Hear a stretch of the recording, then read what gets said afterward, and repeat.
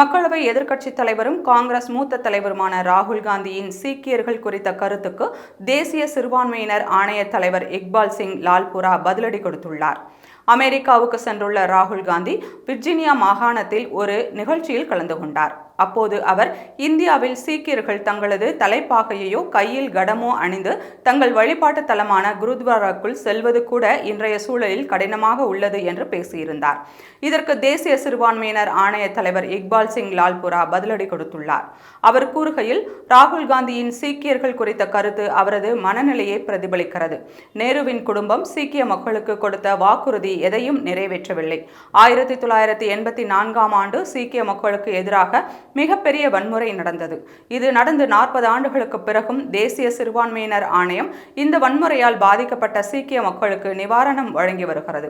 பிரதமர் நரேந்திர மோடி சீக்கிய மக்களுக்கு ஆதரவாக பல முடிவுகளை எடுத்துள்ளார். இந்தியாவில் சீக்கியர்கள் பாதுகாப்பாக இருக்கின்றனர். ராகுல் காந்தியே ஒரு வகையில் சிறுபான்மை சமூகத்தைச் சேர்ந்தவர்தான். அவரது தாத்தா பெரோஸ் காந்தி பார்சி சமூகத்தைச் சேர்ந்தவர்.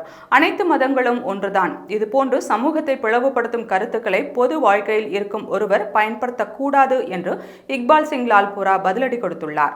இதுகுறித்து பாஜக தேசிய செய்தி தொடர்பாளர் RP சிங் கூறுகையில், 1984ஆம் ஆண்டு காங்கிரஸ் ஆட்சியில் டெல்லியில் 3000 சீக்கியர்களுக்கு மேல் கொல்லப்பட்டனர். அவர்களது தலைப்பாகை நீக்கப்பட்டது. சீக்கியர்களின் தாடி அறுக்கப்பட்டது. காங்கிரஸ் ஆட்சியில் இருந்தபோது இதை பற்றி ராகுல் ஏன் பேசவில்லை? தொடர்ந்து ராகுல் இதுபோல் பேசிக் கொண்டிருந்தால் அவரை சட்டத்தின் முன் நிறுத்துவேன் என்று RP சிங் காட்டமாக விமர்சித்துள்ளார்.